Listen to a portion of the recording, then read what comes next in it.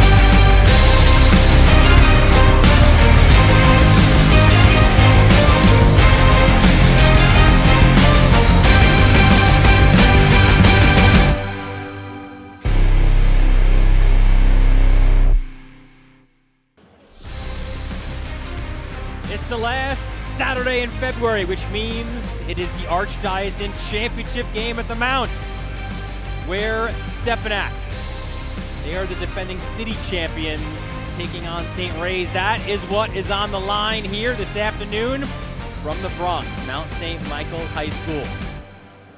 It is the Archdiocesan Championship game. We want to thank, of course, our sponsor for today's game, Maspeth Federal Savings. Well, good afternoon, everyone. Dylan Butler alongside John Perez for this one.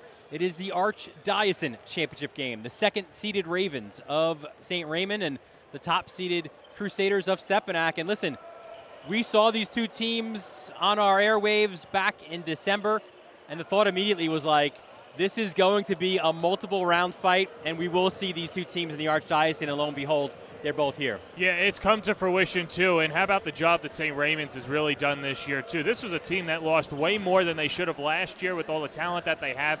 They're a year older, and they're still a young team, the Hot Start Ravens, against obviously the best team in the city right now, Stepinac. This could be 3 of 4 matchups, and pretty excited to get it going here today, Dylan. Yeah, and it's interesting, too, the contrast, right, between these programs, where St. Raymond's is a team that, should they win today, it'll be their 10th Archdiocesan Championship. But their glory days, you have to go back a decade and then into the early 2000s as well, when guys like Brian Lang were in the school and doing their thing, and they're trying to get back to their past glory. And Stepinac, of course, they're the title holders. They're the favorites coming in as well. So it's like the past glory versus the current glory, but it should shape out to be a really interesting afternoon. It's actually kind of like a reverse arc, where this is probably the golden age of Stepinac basketball in terms of the level of basketball that they're playing at in the AA, winning city championships, getting to the Archdiocesan final. And meanwhile, for St. Ray's, you're right, it has been a while, and don't let anyone tell you that they're not thinking. It's been way too long since we've been hoisting hardware, but they've got a core group that can do so. And not just to mention their young starters, but their depth is also very young, too. This is a well-oiled machine that, if they stay together over the next few years, could be hoisting these trophies. They won it in 2013. That was George Lopez's first year as head coach, where he took over for Oliver Antigua. He thought, hey, we could do this every year, and they haven't since that point. So it speaks to sort of the way the waves of the Archdiocesan and who the really good teams have been. Let's take a look at the bracket here as these two teams. It's been chalk, obviously, here in the Archdiocesan. You see Stepinac getting that bye, then handling Scanlon in a tough one, as expected, for St. Raymond's against Cardinal Hayes. Yeah, Cardinal Hayes, I think, is the dark horse of the league. But a good job for St. Raymond against a rival, too. And Cardinal Hayes a little bit down this year, but still have a good player in Adam Njai. It's a gut check win for St. Raymond, and it's just a matter of seeing your team put in a winning effort and get the result of winning. they've had Archbishop Stepinac circled probably since the schedule came out, knowing that they would face them again, but a good victory against Cardinal Hayes. Now they have to knock off the big guys in Stepinac. Yeah, we mentioned the 2 regular season games. We had the first one. It was an 80-76 win for Stepinac at the Ravens' Nest. That was a sold-out, electric atmosphere. You could see the crowd here is still filing in. This will be a packed house here as well at the Mount. And then it was 100-71 in White Plains. It wasn't a game. And George Lopez, in our conversation with him, said, listen, I wasn't happy even with the first game. And he said the second one, what was his exact quote? He said it was a debacle, a complete debacle. So they've not played their best game, and he does feel that they've taken, St. Ray's has taken, Stepinac's best offensive punch in that second game. Yeah, they took their best offensive punch, and it's tough to win in White Plains. Massaroni's done a really good job, the head coach for Stepinac, Pat Massaroni, and Coach of the Year. He's done a good job cultivating that home court advantage. It's been really tough for teams over there. But, yeah, they've seen the best of Stepinac offensively. So where do you go from here? You adjust accordingly and try and knock them off today and get a couple of our impact players off their game. Speaking of impact players, let's show you them now for St. Ray's.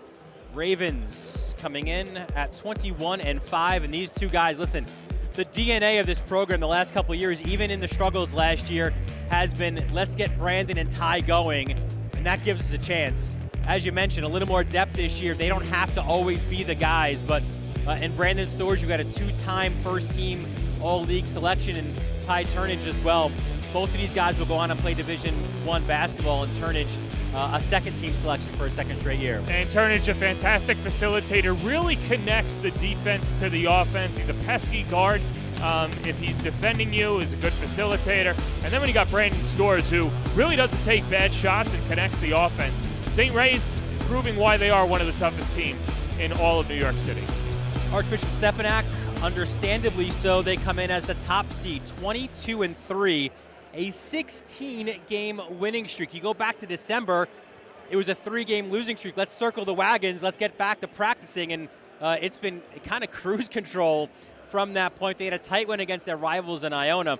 But listen, these guys are, as advertised, favorites today, favorites in the city as well. And sometimes, Dylan, after you win a city title, you think there could be some letdown for the following year. That hasn't been it. In fact, it's actually been turned up to another gear, too. And Boogie Flam playing his best basketball as of late. But we'll talk about their depth that they have. They were a young team last year when they knocked off Cardinal Hayes, and they're a team that is poised to go back-to-back, something that's very rare in the modern day in the CHSAA. We'll show you their impact players, and as you just alluded to, Boogie, part of that. There was a question mark, though, with him.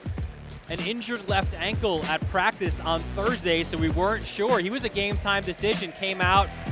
It actually was not as bad as it first expected. So Boogie, listen, McDonald's All-American, the class of this league speaks for itself. And Braylon Ritvo, you see their first team All-League. He's earned his spot there. Really, what a terrific season for Ritvo. No, and if you love a journey, then Ritvo is the guy that you have to follow to what he was last year to what he is now, a complete 180. Does a really good job, a fantastic wing, and does so many little things for Stepinac that make them great. We'll show you as the teams get ready to be lined up for the anthem. We'll show you the keys to this one. We spoke, of course, to both head coaches before. Yeah, so for St. Raymond, it's transition defense. Stepinac can get out and run.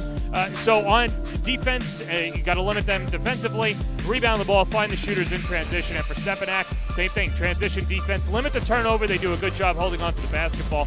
You got to contain Storrs. If Storrs is taking bad shots, it's going to be a bad day for the Ravens because he's so disciplined offensively. It is St. Raymond's. It is Archbishop Stepinac. It's the Archdiocesan Championship. Opening tip when we return right here on the Varsity Media Sports Network.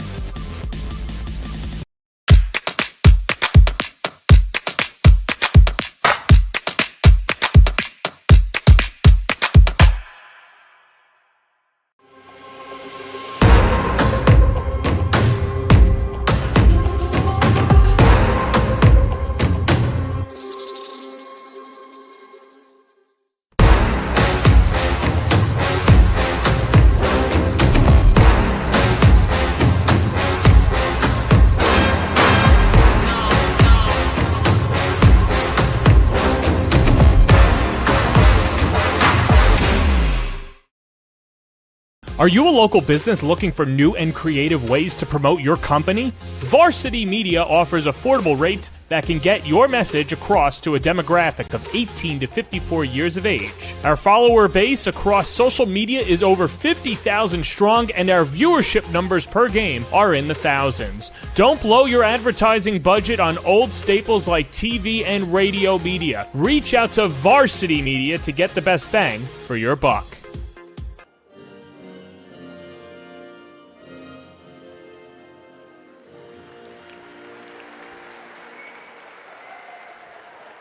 We welcome you back to Mount St. Michael. Dylan Butler and John Perez, our entire Varsity Media crew, a packed house here this afternoon for the Archdiocesan Championship game. Always, John, one of the dates on the Catholic basketball calendar that you circle. And listen, last night was electric, certainly at St. Francis Prep. We expect the same here this afternoon at the Mount. 100%, especially when there's a Bronx team in there as well. Last year we saw Hayes. This year it's Rays.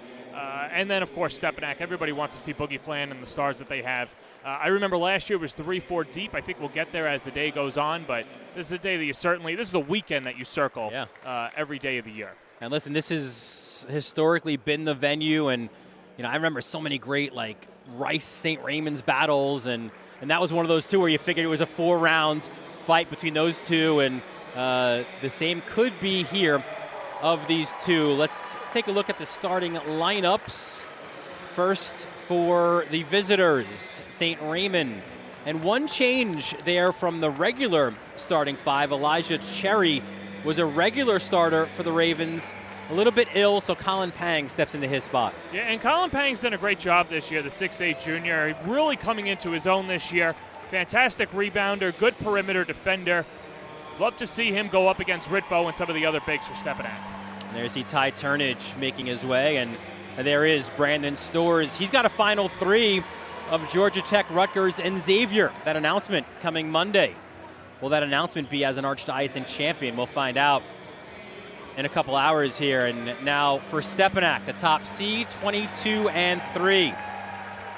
If it's not broke, John, you're not going to need to fix it. And this has been a starting five that has really, really worked well for Pat Massaroni. Yeah, led by Flan and Danny Carbuccia, who's done a fantastic job as a junior. I can't wait to see the offers that he's going to get going into his senior year.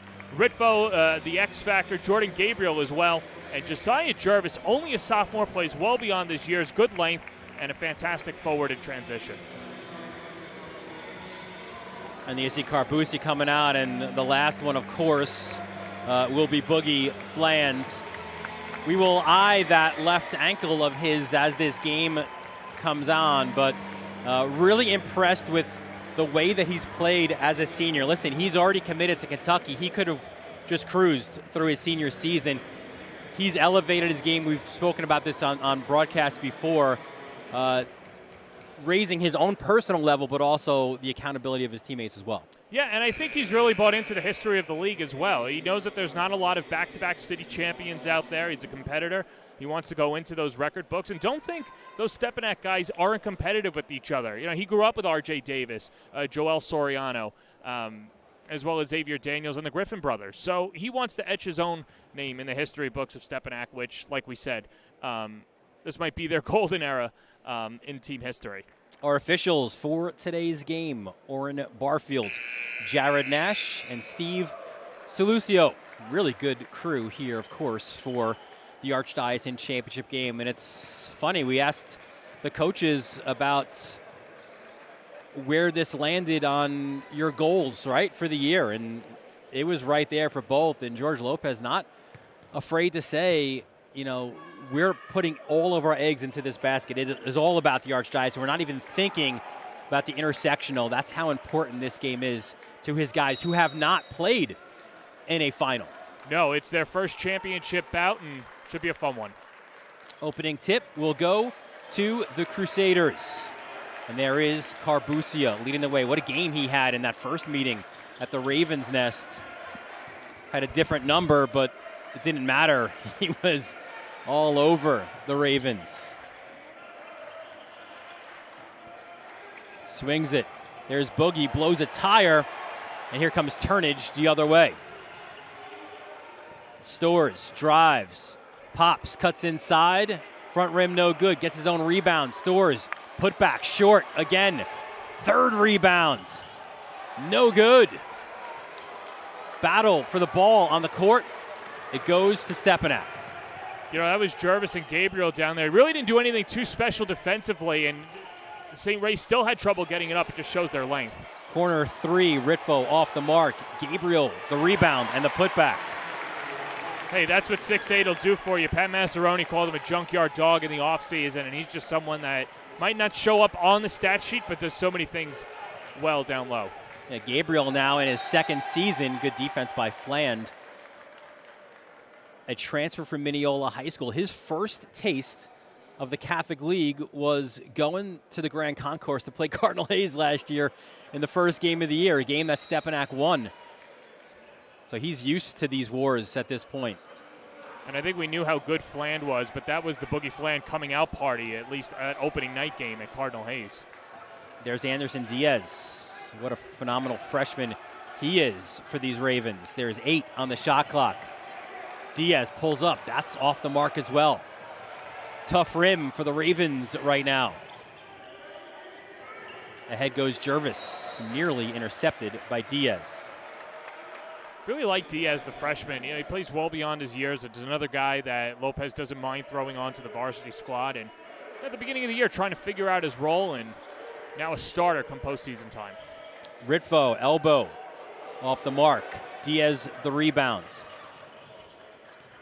The Ravens love to run if they can. And listen, Stepinac wants to score as well. So this could be one of those really high-scoring games. Foul called on the court. It's on Ritvo. Well, it could be if they start, hitting their threes. But I think on the interior, Stepinac's done a good job rotating over, not making it easy on St. Ray's. So if they want to run, they're going to have to score in transition, because when Stepinac gets set defensively, they're tough to score on down low. Right now the matchup on Stores is Ritvo. And now they switch. Gabriel came out, which means they can kick it to Pang. They go inside out to Turnage. Good defense by Stepinac. Here's White. Stores, nice up fake.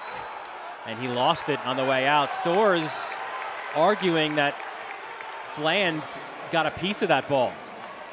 He'll lose that argument. He's arguing also that he got fouled. He's playing a little aggressive defensively. Carbucia. Ritvo came out to set the screen. And he goes to Boogie. Bounce pass, foul line. Ritvo attacks the basket for 2. Good job with that baby floater there. He gets some separation. And we've not seen that highfalutin offense by either team yet. It's been well-defended game so far. There's been a bit of a tweak down the stretch of the regular season for St. Ray's. More curls, more motion.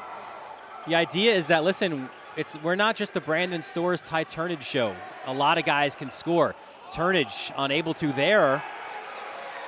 Dylan, I think that's a great point, because if you do make this the Stores and Turnage team, they're not going to win. They need everybody 1 to 9 to buy in for the Ravens. Here's Carbucia. Guarded there by White. Back out to Boogie.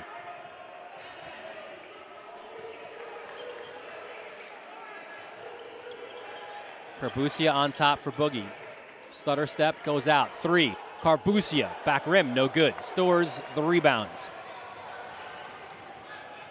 Stores to the baskets. Can't get it to finish. And good defense there by Stores. Gets his hand on the ball. Boogie wanted a jump, but he got a traveling violation instead. No, a great job there, sticking his hand in there, staying with the play as well. And St. Ray's has to create their own opportunities offensively, and if that means you got to defend, then so be it. And they've gotten good looks. They've just not fallen yet. You got to trust those shots at this point. Turnage. Back out to the big man, Colin Pang. Here's a guy who could certainly light it up.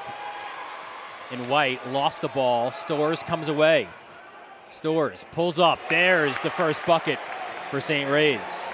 Boy, do Brandon Storrs need that. Someone who has shown off his versatility this year and added that mid-range jumper to his tool set. Carbucia inside Ritfo. Tough basket for Ritfo. I don't know how that went in. I'm not sure Ritfo practices it, but he'll take it bank open on a Saturday afternoon. 6-2 early lead for Stepinac. It's the Archdiocesan Championship game here at the Mounts. A terrific venue for what is always an anticipated game. Storrs in the lane, back rim, but he is fouled.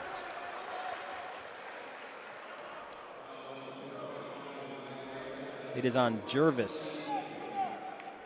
His first, which will send Storrs to the line.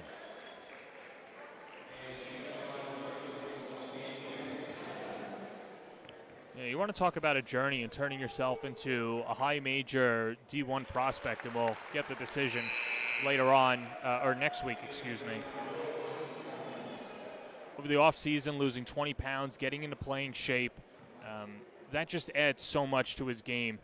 Certainly playing at the next level, too. He's a good shooter, can defend. He's got the basketball IQ in there as well. So I think any team that gets him at the next level, you're getting a gem in Brandon Storrs. Yeah, two-time All-League first team. That right there speaks volumes, I think, with the quality of players in his league. Flan's jumper off the mark. Here comes Turnage. He'll attack it. Oh, pretty layup for Ty Turnage. Puts a little English in there. His leadership this year has been commendable, but sometimes you got to call your own number, and that's what he did. And look at that, right off of that slow start. Those baskets weren't falling. Rays pressuring Carbucia. They've got this game tied up at 6. Carbucia. Oh, the explosion to the hoop. See, for St. Ray's, you can't allow that to happen. You had Stepinac up against the ropes, got to defend better. Turnage. And that's an aspect of his game. When we spoke to Pat Massaroni, he said he is so good at getting to the foul line. We did see the bump. But then also you've got to sell it a little bit. Obviously he goes to the grounds, and he'll get 2 free throws. Well, a lot of this game is selling, too. I mean, that's life, right? But that's just a veteran move right there by Turnage.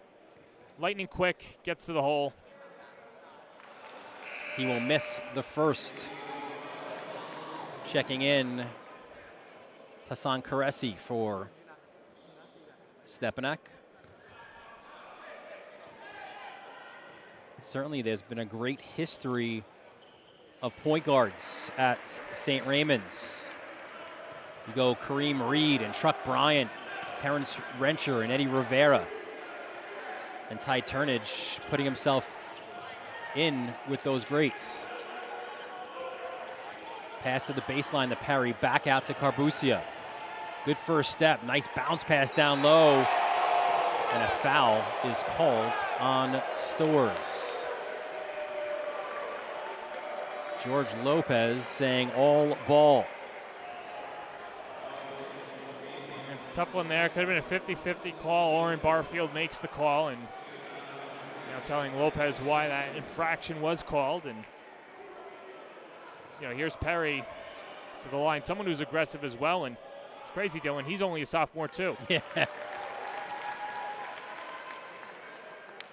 That guy splits minutes with Gabriel, physical player as well.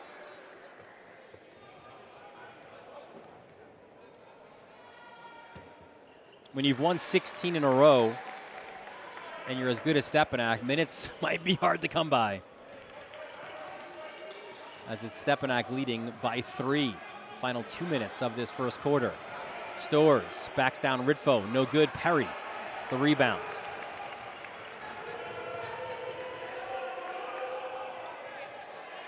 Seen Boogie be more of a facilitator. Haven't seen him take over yet.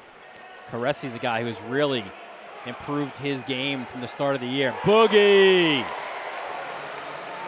Right on cue. There's Flan hoisting the 3. And I feel like there are 2 types of Boogie Flans out there. There's the I'm going to get mine and take it and get everyone else involved, or the reverse, get everyone fed first.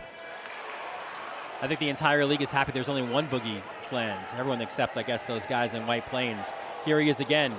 That was long. Ritvo got the rebound, falls to the floor, bodies on the floor. It'll be a kickball called, and it'll be St. Raymond's possession. And we've seen already that depth for Stepinac. It's Amir Sullivan checking in for the Crusaders. And you mentioned the depth of crowd. You can see it there behind the basket. Here's Stores, and I think someone went out an exit, or someone's trying to get in maybe. A fire alarm going off. I don't want to be the snitch, but I'm sure the fire marshal, if he was here, would have to look the other way to continue this game. And now the alarm goes off. I don't know. Is that the French fries and the chicken nuggets that they've got going on across the way? I think that's people leaning against the walls. And unfortunately, you press a button. Well, that allows maybe, if there are any seats to be had, for some people to try to make their way and find said seats. This is largely a seeding game. Obviously, it means so much more to the teams that play in it. We'll take a look at some of the previous champions as we have an opportunity to see some of that crowd we have here as they're working on that fire alarm. And there you see, listen, Stepinac has made their way to this game a lot. Wins and losses, but, a team that used to be in the A, and they've moved up as a program. And these last 6-7 years, this has been an annual occurrence. Yeah, and it just goes to show the culture that Pat Massaroni is fostered since he's become the head coach, I think before the 2015-16 season. And there you see, so from 17 on, this is a team that always has a puncher's chance. They don't get blown out a lot. Last year was a little bit of a misnomer, and Cardinal Hayes just had their day. Of course, Stepinac won the big one, but either way, you give yourself a chance to win in Archdiocesan, and it means something. It really does mean something to the kids. It means something to the programs, the alum, and Massaroni has done that in bunches so far. We're still waiting here as we're playing some music now for the folks as that fire alarm's still going off.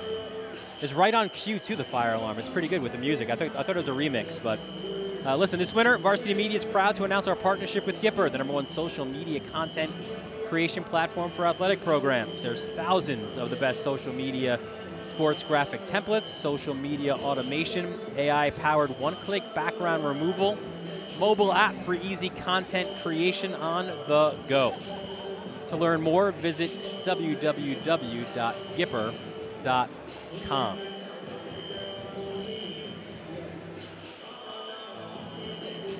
Well, 1:02 is on the clock, and again, we're just kind of awaiting. This is not a media timeout. This is a little bit longer than a media timeout. Now Orrin Barfield's going to talk to both the head coaches. And I tell you, there's a great camaraderie between these two coaches, particularly George Lopez and Pat Massaroni. And George said he was very happy for Pat Massaroni to be named the coach of the year in the Catholic League. And they've exchanged texts and group texts, and a great deal of respect between George and Pat. No, and this is a league of characters, and these coaches really are a good face for their programs, right? And yes, you'll always remember Boogie Flan, Brandon Stores, Ty Turnage, but it's these coaches that are around for a while. Hey, you look to your left, you see Tom Frere, right, who's been here forever, Hall of Fame CHSAA member. And around the league, too. It just goes to show the personalities and just good ambassadors for the game. Yeah, we just showed you in that graphic, Massaroni, an 06 graduate of Stepinac. Great coaching staff he has there as well. Rodney Swain's been his right-hand man from the very beginning. Alan Shepard, Alexis Nunez as well. And listen, this means a lot to George Lopez as well on that St. Ray's bench.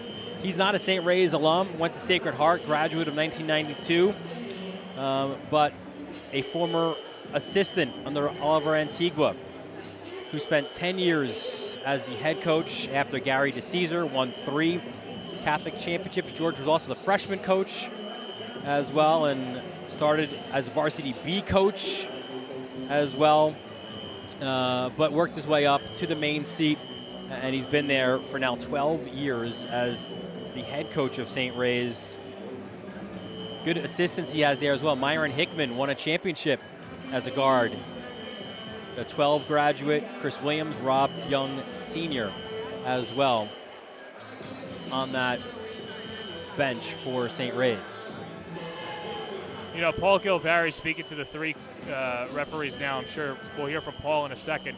Usually when the fire alarm goes off and it's not a pre-registered drill, you have to have the fire department come here to shut it off. It can't be shut off in-house. So that's what the delay could be, and what he's explaining to the officials now. You're telling me in this crowd there's not one FDNY guy? Listen, Brian Downey is Fordham here? Because Brian Downey's pretty big up in the FDNY. Maybe he'll. I saw Farrell come in. See? You're telling me those Staten Island guys, not one of them, is a man of service? You know, we'll take a quick break as this is happening, and hopefully we'll have some basketball coming up soon. 1:02 left in the first quarter. Stepinac with a 13-7 lead. You're watching Varsity Media, New York's high school sports network.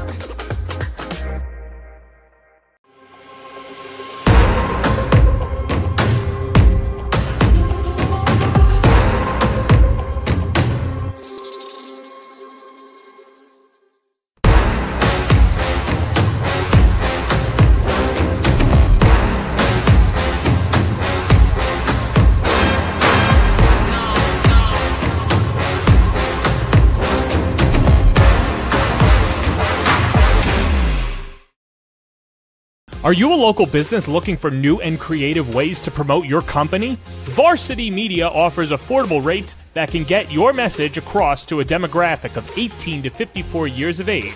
Our follower base across social media is over 50,000 strong, and our viewership numbers per game are in the thousands. Don't blow your advertising budget on old staples like TV and radio media. Reach out to Varsity Media to get the best bang for your buck. Hey sports fans, did you know Varsity Media live stream broadcasts get viewed by college coaches nationwide? Through our announcers' storytelling and insight on your athletes, we can help your players get an edge on college recruiting. Find out how by reaching out to Varsity Media today, 516-403-2050, or email ben@varsitymedia.net. Hey parents, how about a bobblehead for your athlete? Bobbleheads are one of the most preferred personalized gift items today, and it's so easy to order. All you need is a photo of your athlete, a model number from our extensive collection of bobbleheads, and the sculpting process begins. 2 proofs are sent for your approval, and once it's approved, in a few weeks, your bobblehead is on the way. It's that simple. Order your bobblehead today by logging into varsitymediapass.com and click catalogs, or call 516-403-2050. Varsity Media is offering a video folder that you can customize to meet your needs. A photo of your athlete can be elegantly placed in the front panel. Essential statistics with a biography can be printed on the inside panel, and videos can be downloaded and viewed on an LCD screen for as long as 2 hours. The attractive video folder can be placed on a coffee table and instantly becomes a conversation starter. Order your video folder today by logging into varsitymediapass.com and click catalogs, or give us a call at 516-403-2050. Well, John Perez, all it took was playing a little biggie to get the fire alarms to end. Well, listen, if we didn't know, now we know. I see what you did there. So ready to play here after an extended break. Not sure if there's an advantage, disadvantage on either side. There obviously both teams had the same break. I don't think there was necessarily some great momentum. I guess maybe Stepinac a little bit extending their lead, but it's Ravens ball, 1:02 left. It's 27 seconds on the shot clock. There's Turnage. Stores.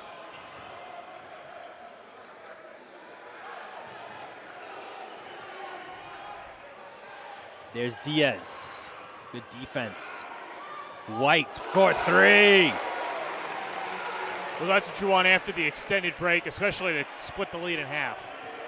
He is a guy, if you're Stepinac, you do not want heating up. George Lopez calls him the Wolverine. Yeah. Went off against Hayes this year. 3 ball off the mark. Diaz battling for the rebound. It'll stay with Stepinac. But ended up having one of the highest single game scoring marks in program history. And actually, it'll get reversed. I think Steve Salucio had a different angle at that. And it will be St. Ray's ball.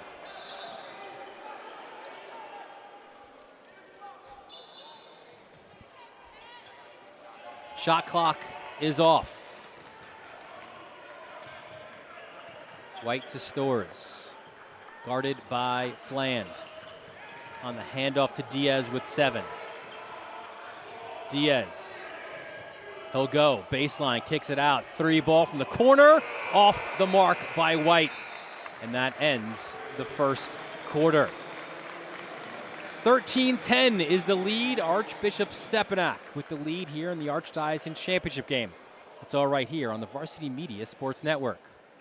This is Jalen Brunson. You're watching Varsity Media.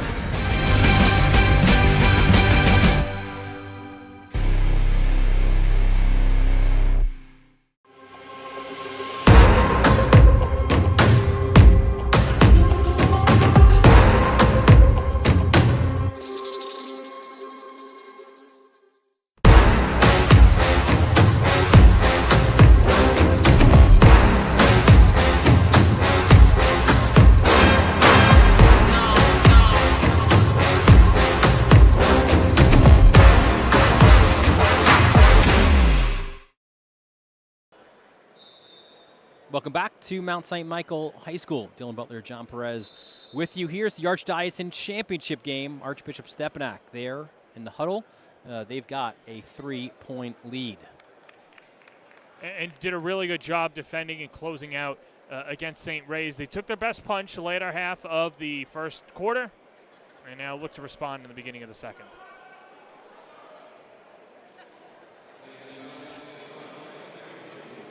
St. Ray's will have possession here right over by us here at midcourt.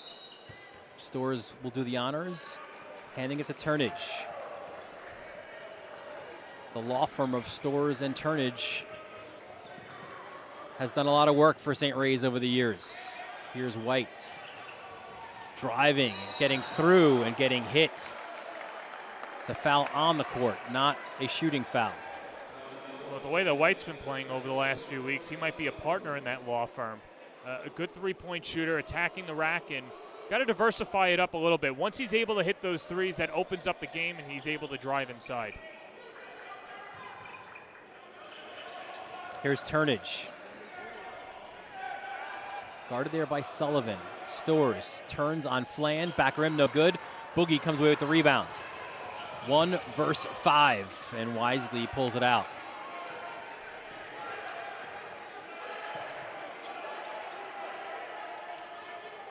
Here's Sullivan.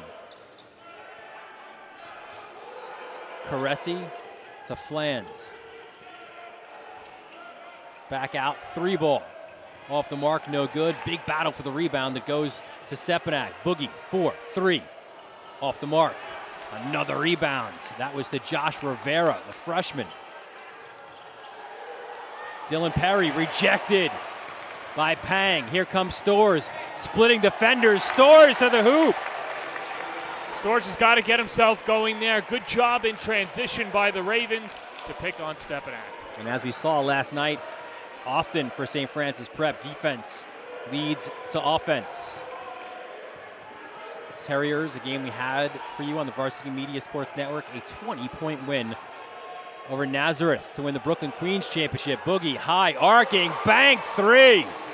That's one of those no, yes type of shots. And even though he's got the license to hoist, might have forced it a little bit. His second triple of this game, 4-point lead for the Crusaders. A 16-game winning streak for Stepinac. White's 3 off the mark. And here comes Fland. And the question is always for teams, right, how do you defend Boogie? Because he's seen it all this year. Box and one, zones, another high arcing three, front rim, no good. Stores with the rebound. Well, listen, let him take those long three-point shots. Tough shot for Stores, front rim. That one was a little bit forced. Down the other end, it's a layup for Caressi. That's how Fland can beat you, because he makes the right pass. Caressi does a good job filling his lane, and all in one motion gets the layup. 2-3 defense right now for Stepinac. There's Pang.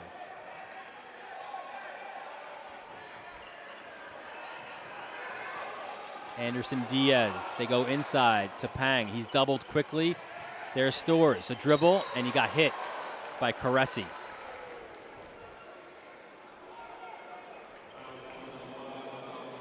It's Caressi just closing out. He'll pick up the foul, and Stores, good fadeaway jump shooter. Good in the mid-range, and like we said, he hasn't really taken bad shots. If he's taking shots that look forced, in George Lopez's eyes, are not considered good shots, and then it's going to be a long day for St. Ray's. And he got his defender to bite, throw it up, draw the foul, and cans the second. Now he's knocked down all 4 of his free throws to this point. 18-14 for Stepinac. Boogie, great first step, pull up, no good. Turnage comes away with it. Lost it off his own foot. Now Boogie leaks out the layup. Nice catch in transition for Fland, and has great court awareness and vision, knew where he was, and cool, calm, and collected on the layup. Foul on the court as Diaz was driving. It's on Josh Rivera. His first.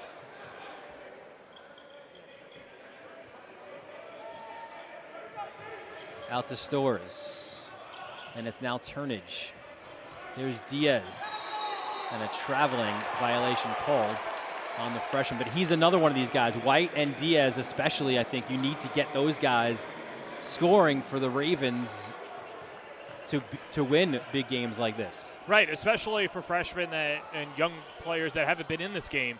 Build some confidence. Jumper by Caressi goes over the backboard. But we're seeing a lot of rotation right now for Stepinac, using a lot of different players. Not as much of the bench utilized for the Ravens at this point. There we mentioned, right, the curls and the cutting for St. Ray's, trying to open up space. Here's Diaz. Spins, Diaz. Rejected by Caressi. And, Dylan, Stepinac, to their credit, they've stood with them. Done a good job defending off ball. And it feels like every Rays shot has been defended this afternoon. Quan Johnson, the junior, checks in for the Ravens. As it's Carbucia.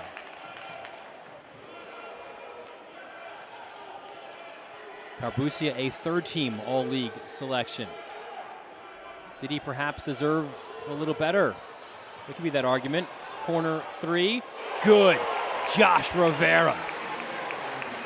There's another young guy, the freshman Rivera, with some space. And a timeout called. It'll be a 30 for St. Ray's, so we'll keep it right here. A good time to take a timeout. 9-point lead for Stepinac with 3:25 left in the second quarter.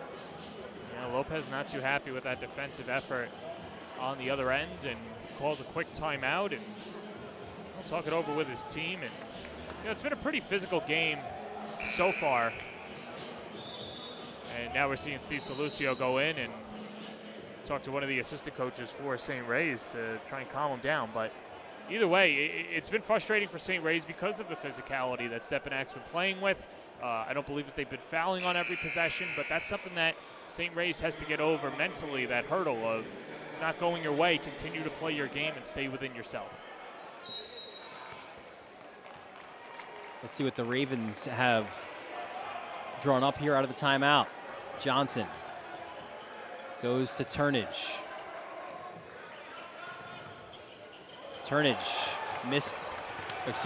Johnson missed connection there with White. That's the one thing the Ravens can ill afford are turnovers. They could be costly, especially when Boogie knocks down threes. Just love his stroke. Kentucky's getting a gem. 11 for Fland, and that's a 12-point lead for the Crusaders. Kamari White, front rim on that high, long, arcing three. Carbucia. A three ball from the corner. It's Ritvo. St. Ray's doesn't convert over defensively. Ritvo on the closing out Cherry knocks in the three. Turnage hoists one, buries it. St. Ray's needed one back in the worst way. Now you've got to play a game within a game, defend, and lead to your offense. Rivera, three ball off the mark. And it feels, at least right now, as Turnage pulls up from deep, battle for the ball. Which way are we going to go? It's going to stay with the Ravens as they make a multitude of substitutions. You know, I know Turnage has the green light from Lopez on most shots, but that's probably not the best shot. I know this has turned into an era where three is the name of the game, but some of those transition threes, I mean, that's a 30-footer that you're down 12. You know, might not be the best shot in that moment. Critical moments here for St. Ray's because Stepinac has that ability and the swagger as defending city champions and the pedigree to really put the foot on the pedal here. Turnage, another deep shot, and that's also off the mark. And Caresi was trying to outlet to Boogie, but a foul was called. You can see Stepinac's picking up on the frustration of St. Ray's and really making mincemeat out of them on defense. And that foul was on Hassan Cisse, the sophomore guard.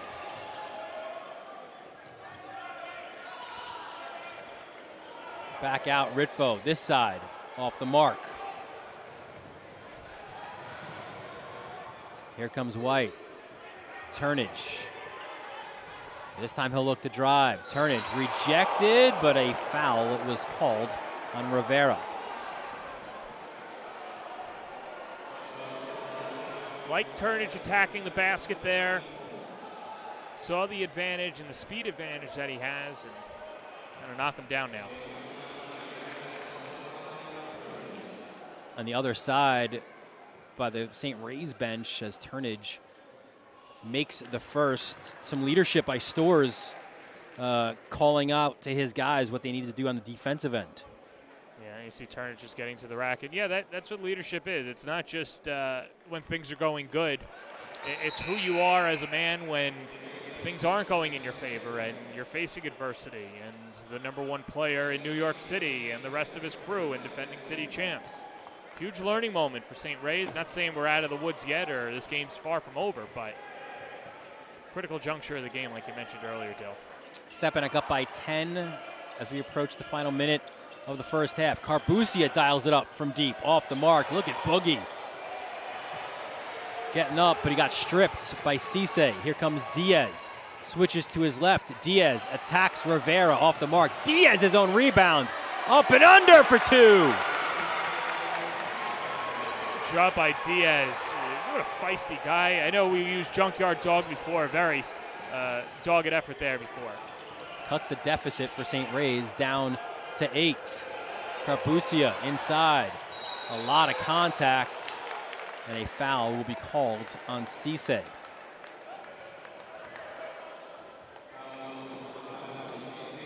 I don't know if you're seeing the same thing, but it feels like Stepinac, the ball movement is crisp, and also they're utilizing a lot of the court to do so. Yeah, and they've really stretched out St. Ray's too, and because of that, and here's the turnover. Storrs ahead of the field. Boogie, the rejection.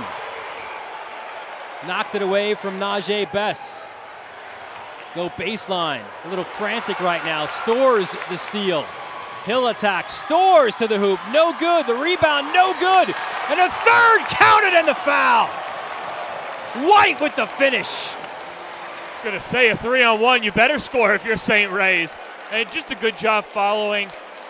As Stores right behind. That's after the block. And we'll see it on the other end later in this replay. But either way, diligent effort out of St. Ray's. Crowd getting into it.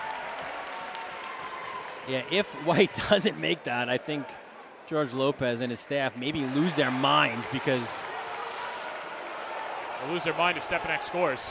Boogie from deep, no good at the buzzer. And the Crusaders have a 29-23 lead at the break.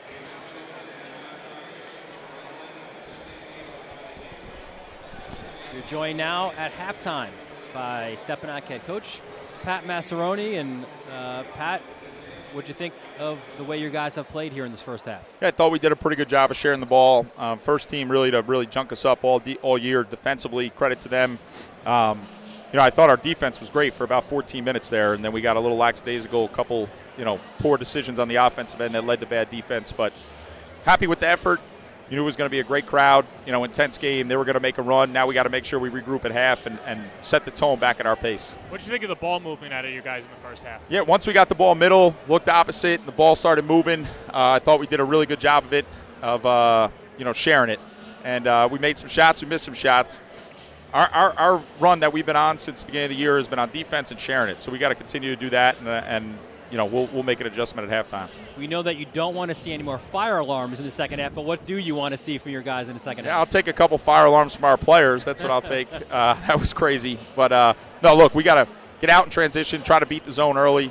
We got to guard in the half court, keep them off the foul line, and continue to execute our game plan coming out here in the second half. All right, Pat Massaroni. Thanks, guys. Archbishop Stepinac, we appreciate the few minutes. Halftime here at Mount St. Michael. Stepinac with a 29-23 lead. It's the Archdiocesan Championship game. It's all right here on the Varsity Media Sports Network. You're watching Varsity Media, New York's high school sports network.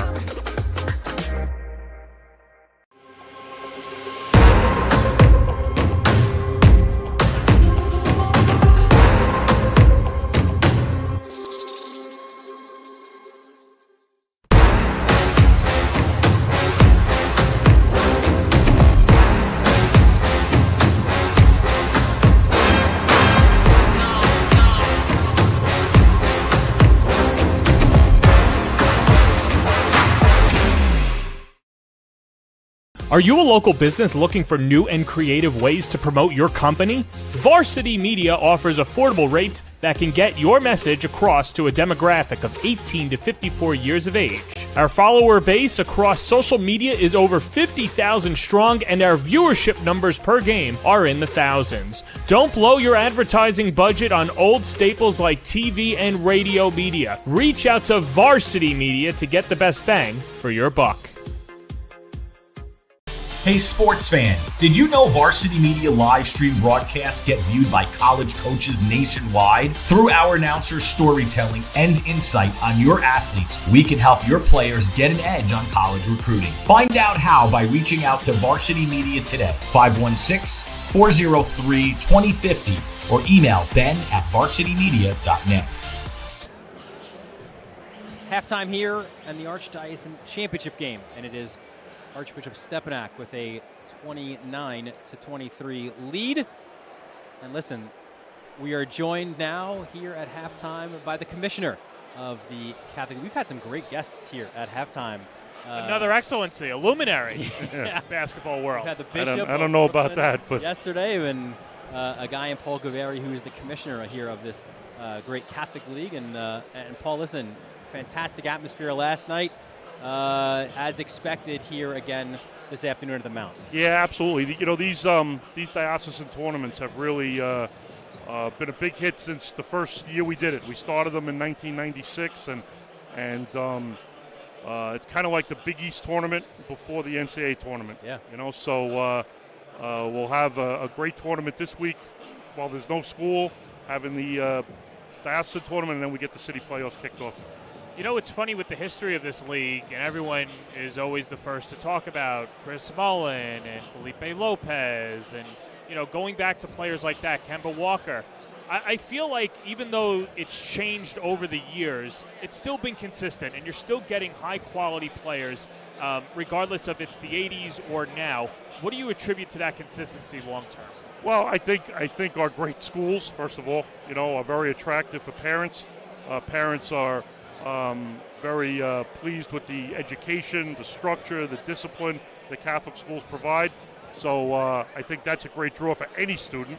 And then athletically, you know, our schools provide first-class athletic programs. Our coaches work very hard, and we have an enormous track record of success of our players moving on to higher levels and using basketball to advance their education. Yeah, college coaches certainly know where to go to find their players. It's, of course, in this league. So as you mentioned, listen, this is ACC, Big East, whatever you want to call it here. Today, it's a seeding tournament for the big dance in the intersectionals, which officially kicked off last night with opening round matchups where we saw Malloy beat Mount and St. Peter's beat Laughlin. And I think, listen, last couple years, I feel like you could say it was Stepinac and Hayes, and then if there's an upset somewhere else, we'll get the different teams. But I think this year, maybe some of the parity leads to some great second-round matchups as well, starting early this week. Yeah, no doubt. And those games are Wednesday night. We have 2 games at St. Francis Prep, and Thursday night 2 games at Stepinac. All 8 teams have, are good basketball teams. Anybody can win, and of course that'll set up the seedings for the quarterfinals next Sunday at Fordham, which is really one of the best days of basketball that you could find. To come and see, 4 quarterfinal games. It's just a great day. And, I know everyone talks about the AA, but you've got some pretty good A and B matchups coming up this week, too. No question. The A division actually is playing their quarterfinals today. We have 2 games after this one here at Mount, and there's 2 games down at Malloy. And, again, those, phenomenal coaching, terrific players, really good basketball. I think people that don't watch the other divisions don't realize they may not have the size of some of the AA teams, but they have excellent players. And then the B division plays their semifinals tomorrow at Fordham Prep, and both the A and the B will play their city championship games or their intersectional championship games. That'll be Friday night at Fordham at 6 and 8. So it just culminates with just great basketball, and we're very fortunate that Fordham is so accommodating to us because it's such a great venue for high school basketball. And we're always happy to go back there. Yeah, that's my last question I was going to be here, Paul, is out of necessity, other colleges have stepped up and filled those roles. And last year was St. John's hosting the championship game, and the year before that was Hofstra. But it just feels special to have it at Fordham. Ed Cole, of course, a product of this Catholic League at Archbishop Malloy, great athletic director there at Fordham. And you've got that whole run there from the AA quarterfinals to semifinals and the finals, all there at Rose Hill. To me, there is no more special day in the athletic calendar than that Sunday afternoon. You've got the clocks you got to worry about, but you get to Fordham, and it's such a tremendous athletic day. Yeah, it's become a great tradition. The second Sunday of March at 3 o'clock, you pretty much know where we're going to be. And we get it, obviously the schools really support the games. But even today, there's just a lot of basketball fans here, people that like to watch good basketball. So we always welcome them as well. And, we have great relationships with Fordham, with St. John's, with Hofstra, with Iona, with Manhattan, all the local schools. They're all great to us. This year it didn't work out with some of the other schools, so everything's at Fordham, and it'll be phenomenal. But if you're coming to any of the big games, you better get there early and get your tickets early because we're expecting fantastic crowds, just like we had last night at St. Francis and again today here at the Mount. Well, if you can't get there, or if you can and want to watch the replay, we'll have it on Varsity Media. Yeah, and we're thrilled to have you guys aboard for the whole ride, too. You do a phenomenal job. Believe it or not, after the game last night, I actually went home and watched your broadcast, and it was phenomenal. I didn't get a text of a critique, so he must have did a good job. I guess so, yeah. Or he fell asleep at the wheel. No, I saw the whole game, and I didn't really have anything to complain about. So But I'll watch this one too, and we'll see All right. if anything comes up. Don't worry, we still got a whole half. Yeah, yeah. Paul Gaveri, the commissioner of the Catholic High School League Basketball. Thank you so much. Thanks so much, guys. Always a pleasure. Thank you. Take a quick break here, a minute before halftime. It is the Archdiocesan Championship game, 29-23, the lead for Stepinac. You're watching Varsity Media, New York's high school sports network.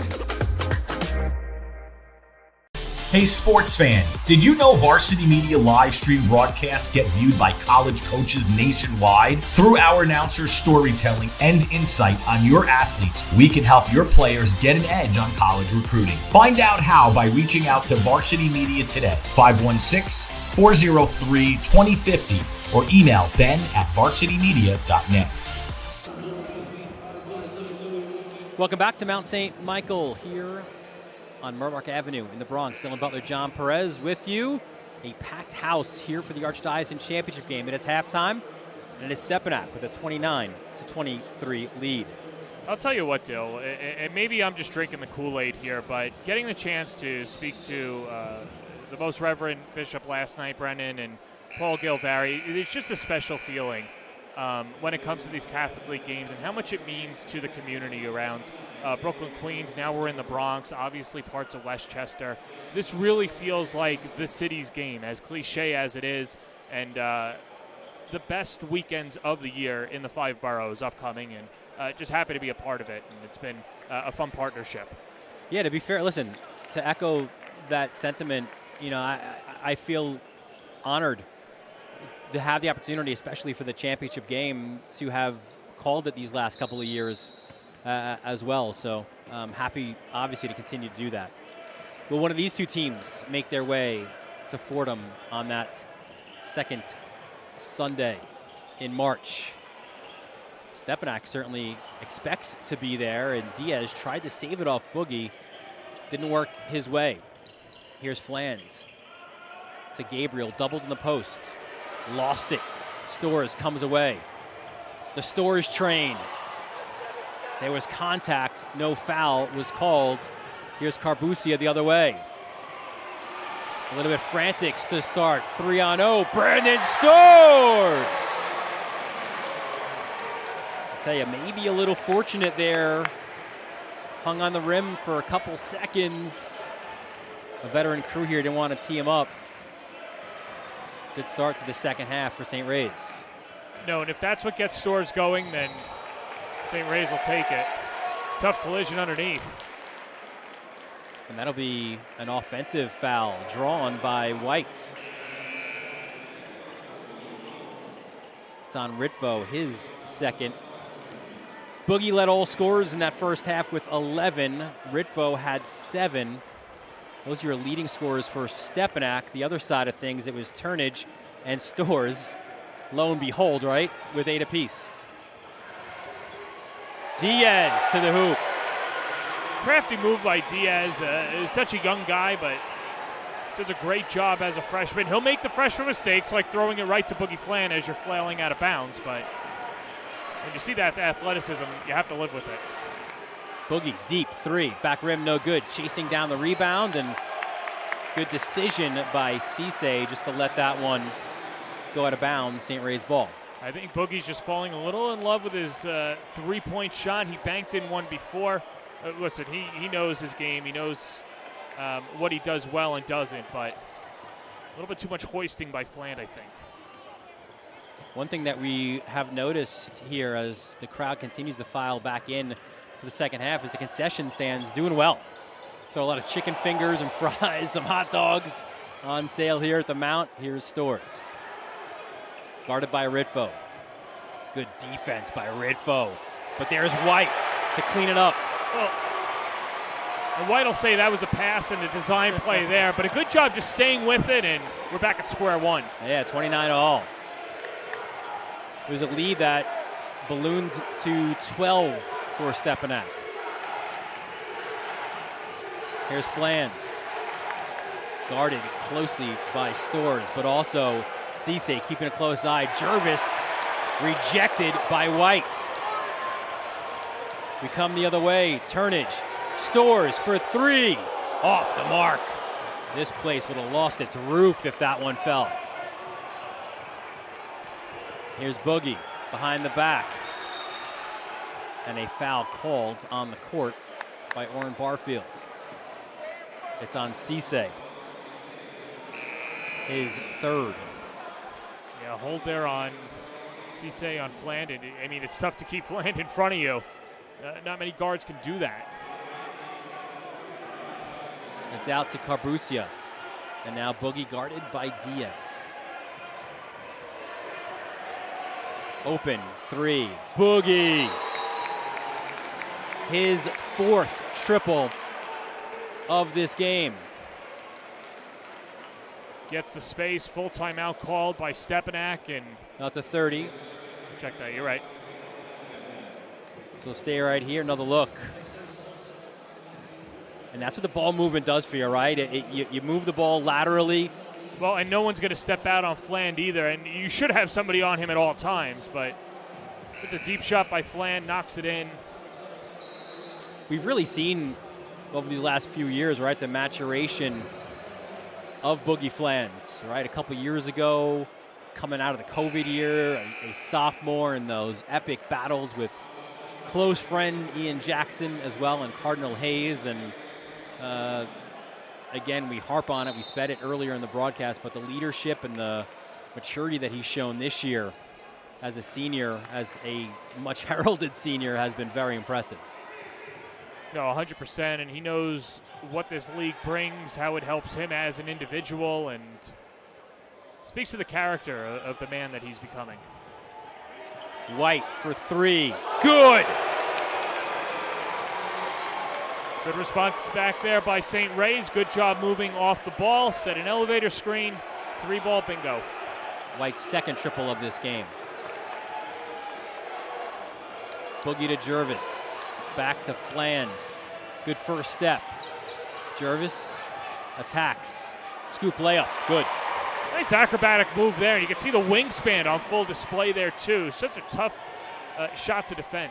Jervis's first points of this game. Here's Turnage. Oh, what a move. Turnage! Nobody got back for Stepinac. Rotated over. Turnage was all over it. Starting to feel like a chess match. 10 for Ty. And that's off the mark.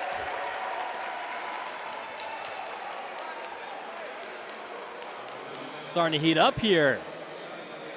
Third quarter. Well, it took a little while. I'm not sure what the message was for George Lopez in the locker room, but it's resonating with the Ravens. Turnage crosses midcourt to Stores. Excuse me, Diaz.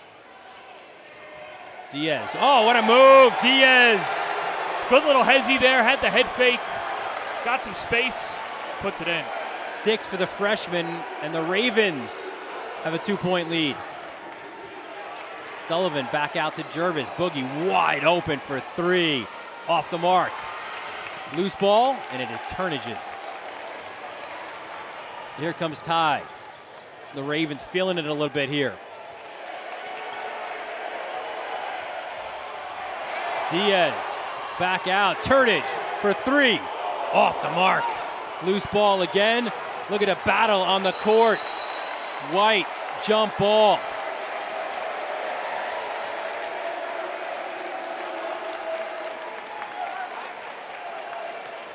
That speaks certainly, John, to how much this means to these guys. Kamari White diving on the court for that loose ball. And it stays with the Ravens. They know what they have in front of them, playing inspired ball. They've got a puncher's chance, Dylan. Hold the phone. We got a wet spot. Wet spot there on the court. And Boogie, he'll take care of it with Anderson Diaz. We don't need a towel.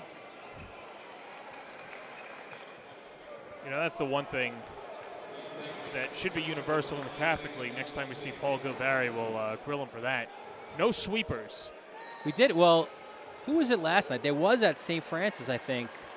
It should be a league-mandated thing across all, and everybody should have a trainer, wet spots, all that stuff. Diaz, back rim, no good. Look at Turnage. Turns for 3. Off the mark. And Boogie comes away with the rebounds. Ahead of the field, Jervis for 3 off the mark. Kamari White, a little frantic right now. Ball goes out of bounds, and it's interesting, in this corner, you can see it a little bit there. You are perilously close to being on the court.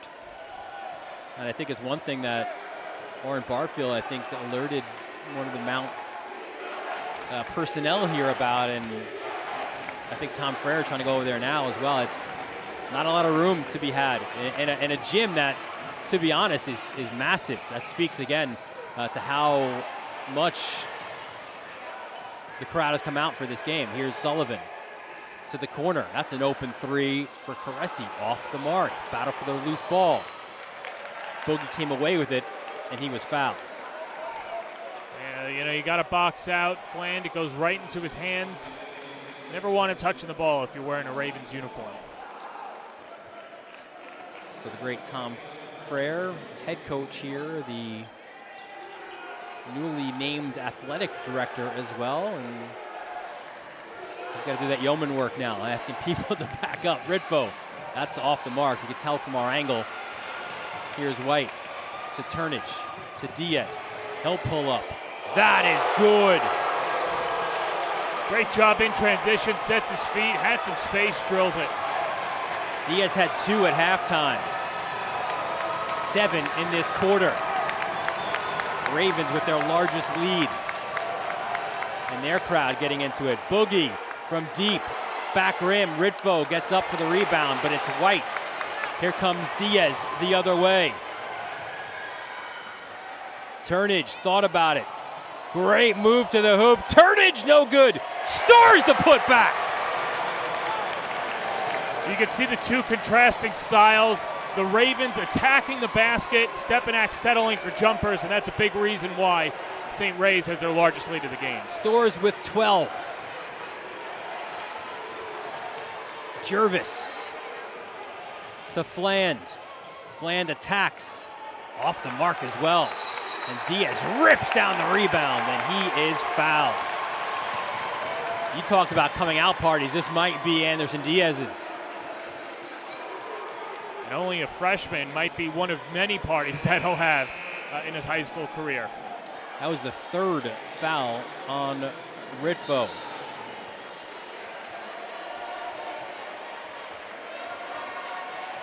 Final minute here of the 3rd quarter, and what a response for St. Ray's.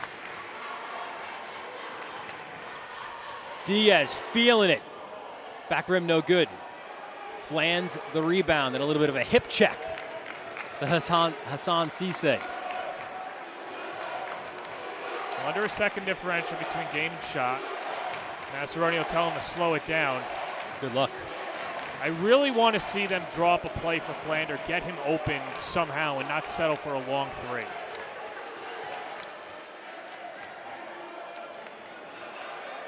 Boogie was questionable to come into this one. Left ankle. You can't tell here today. Boogie from 3. Front rim no good.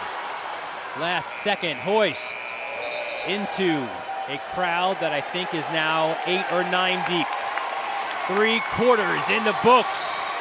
St. Ray's with a 41-34 lead. Final quarter coming up on the Varsity Media Sports Network. You're watching Varsity Media, New York's high school sports network. Hey sports fans, did you know Varsity Media live stream broadcasts get viewed by college coaches nationwide? Through our announcers' storytelling and insight on your athletes, we can help your players get an edge on college recruiting. Find out how by reaching out to Varsity Media today, 516-403-2050, or email ben@varsitymedia.net.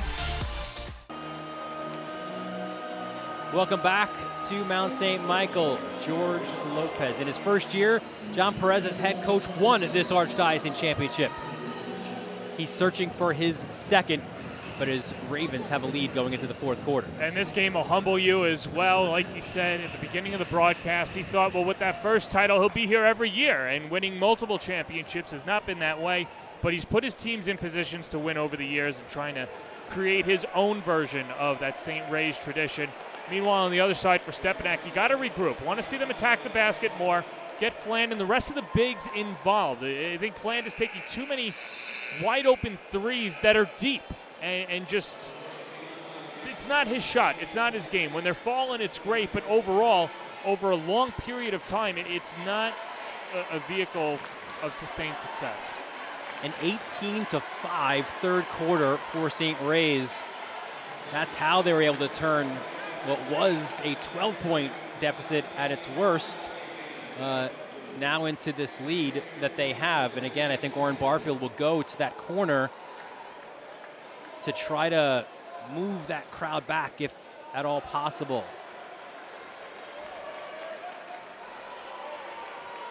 And it'll be Stepinac ball to start this fourth quarter. Chance of defense from the Ravens Nation. Maybe an extra step there by Caresi. We come out and look at Diaz. Leaks out. Diaz!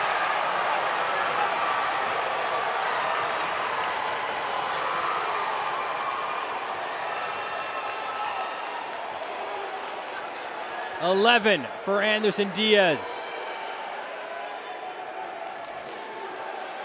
The lead now 9. Here's Fland. Deep 3. Off the mark. And now it's St. Ray's, John. It feels like they're getting every rebound. Every loose ball. Turnage! Timeout, Stepinac!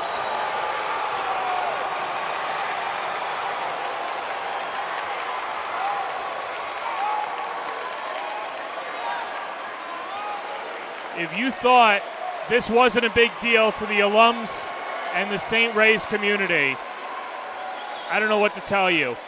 Wide open 3, way to can it. It's surging for the Ravens. They'll let Fland take those 30-footers every day of the week. It leads to open looks on the other end, and they are cashing in. What an effort by St. Raymond in the second half. We mentioned before 9 previous occasions St. Ray's has won the Archdiocesan. Here, watch this. Nobody gets back, and then Ridfo just concedes. He gives up right there at the three-point line. Doesn't even contest the freshman, and that starts the run for the Ravens. Their last appearance in this game was a loss to Stepinac. That was in 2020, 73-68. Before that, it was that win over Cardinal Hayes in 2013, 67-56. The year before, Oliver Antigua's last year as head coach. They beat Mount 60-58. They won it in 87, 91, 92, 94, 2000, 2003, and 4. But as we said, their last championship in the Archdiocesan, 2013. Let's see what's that. Oh, Diaz comes away with it. Diaz, what do we got? Traveling violation. He was pressured by Jervis, and Diaz lost control. Well, for Stepinac, you're going to need stops defensively. And now it's a time and an inflection point in this game where what are they made out of? Is this a team that, can come back and continue that winning streak? They haven't really been as battle-tested or at least punched in the mouth like this in quite some time. And you got to see the response here from the defending champs. Yeah, Iona made it close in their rivalry game, foul called. But you still felt that Stepinac, it was one of those games where they had a lead and then Iona chipped back away. But you're right, they haven't faced a deficit like this in a few months.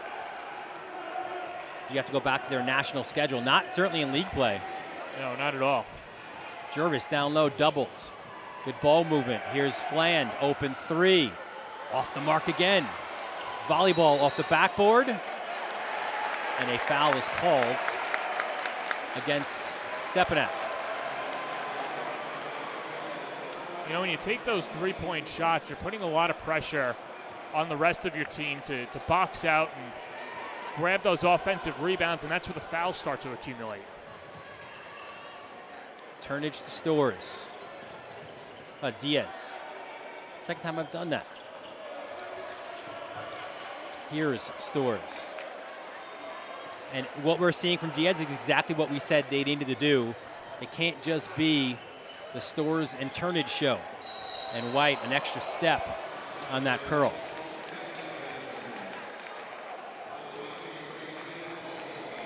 And to that point, through 3 quarters, you have, well, now you've got 4 guys in double-digit scoring for St. Ray's, and that is how you win big games. And I think there's a lot of people out there that, looking at the grand scheme of things, believe that this could have always been St. Raymond's, and it's just a matter of seeing them put it together, especially against a quality opponent in Stepinac. Fland attacks hard, off the mark. Something is off with Boogie. We mentioned the ankle. Here's a corner 3, rims around, no good. Stores up and under. Ooh, nearly a 3-point play.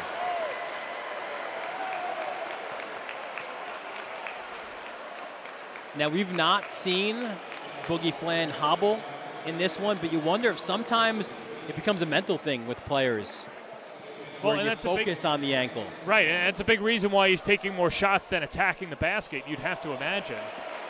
This was a game-time decision, wasn't feeling well on Thursday. And that continued, obviously, until today, and then was given the green light to go today. But you're right, certainly not 100%. Stores, rare misses from the foul line. He was 4 for 4 before that point, and usually a really, really good foul shooter.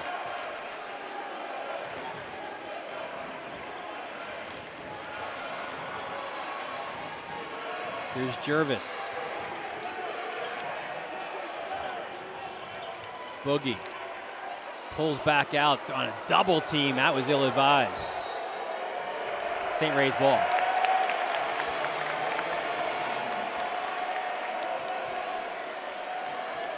It just feels like Stepinac is settling for these shots and not really creating their own offense. Turnage to Diaz. He's doubled. Gets it to Stores. Turnage off the Stores screen. Gets to the hoop. No good. Stores the rebound. And he is hammered.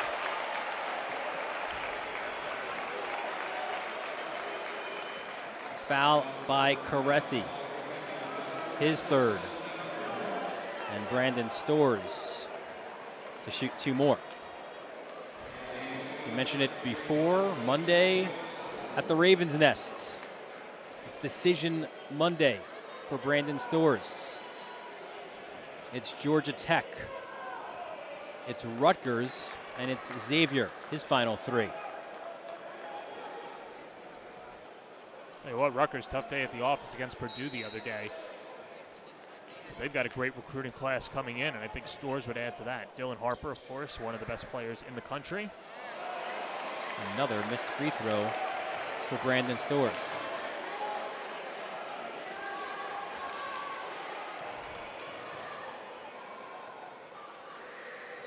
And this one he cans. 13 now for Brandon Stores. That also the lead for St. Raymond's right now.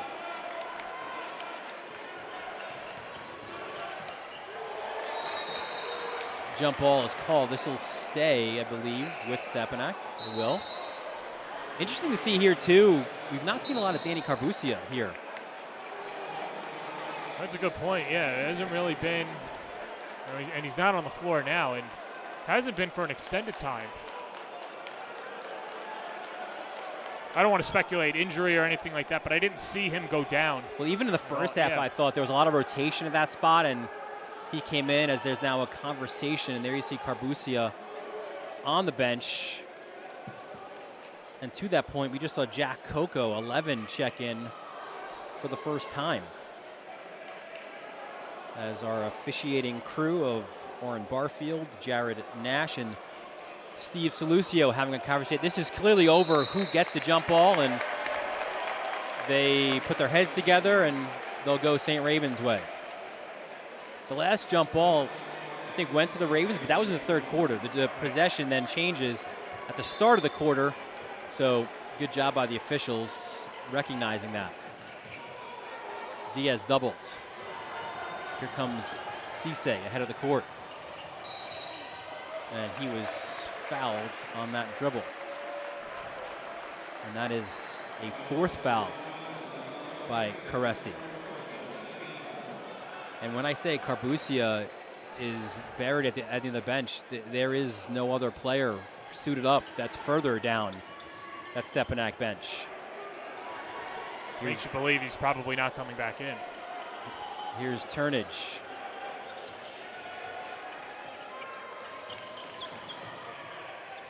White to Diaz. Guarded by Fland. Smart decision here by St. Ray's to utilize the shot clock. They're still going to attack, but they realize time and score. Here's White, doubled in the post. Turns, and he turned a little bit too much.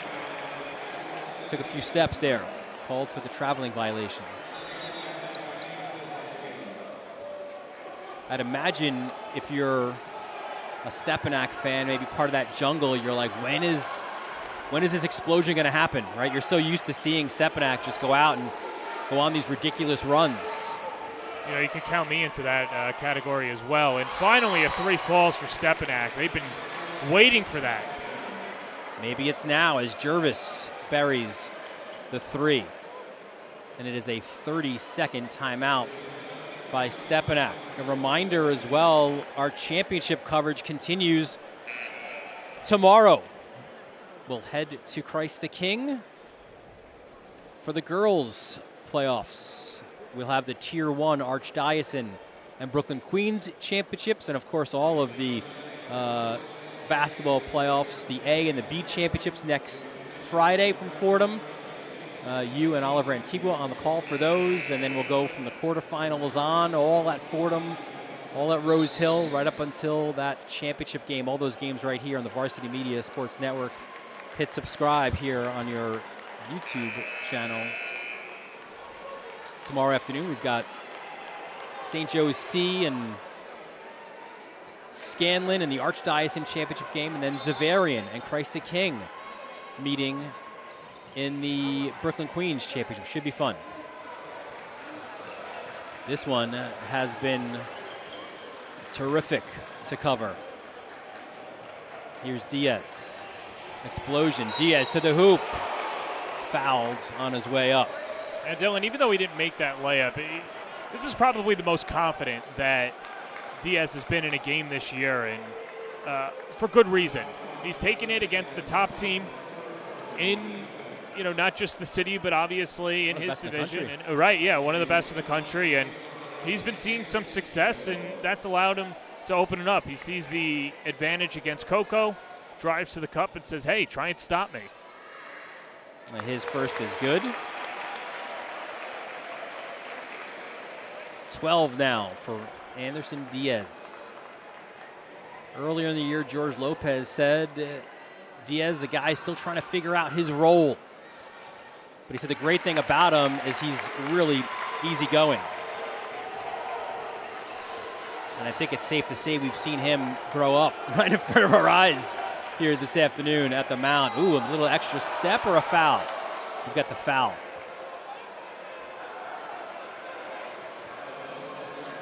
The way Stepinac trying to cultivate something. Jervis driving inside. And it was Jervis who knocked down that triple before the timeout as well. Coco gets it to Jervis. Dial it up from distance again, off the mark. Loose ball. Goes to the Ravens and Stores. Ty Turnage. Guarded closely by Ritvo.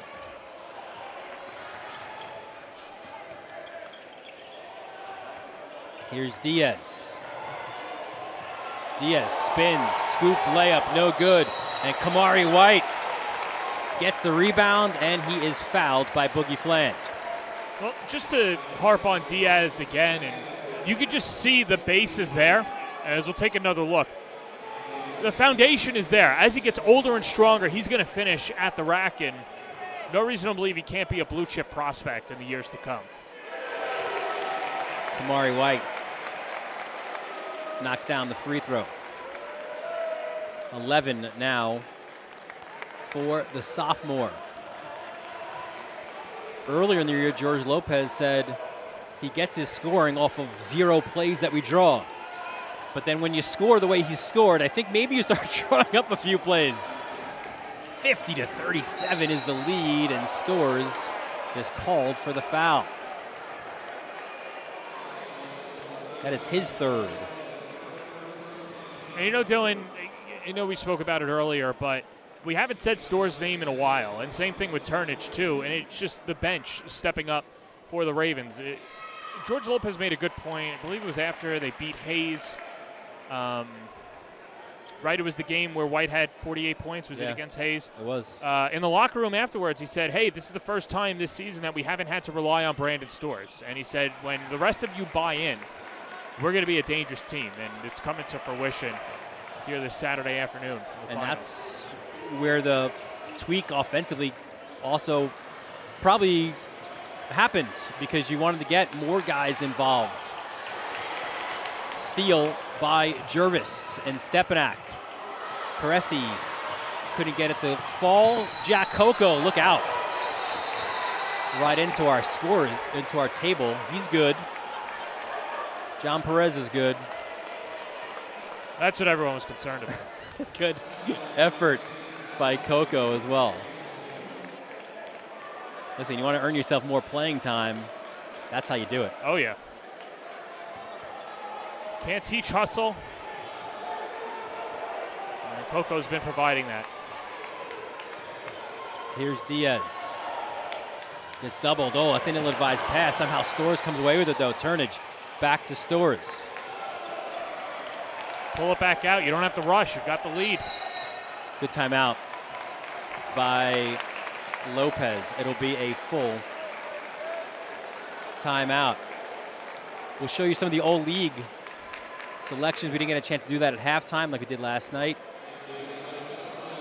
We'll start here with the third team, and there you see Carbucia, part of that, and Big O, 31 points last night for St. Francis Prep in that Brooklyn Queens Championship. 13 rebounds as well, and a good third team. Elijah Smalls had a great year for the Stanners. Johnny Keegan for Iona Prep. How about the job that Tim Phillips done in his first year as the head coach for Iona Prep, and of course Moreno and Margolin as well. We take a look at the second team now, and there you see on the bottom left, Ty Turnage. Some pretty good guards here, right? I'll take a backcourt of Beer Anthony, Ty Turnage, and you bring in an Adam Njai as well.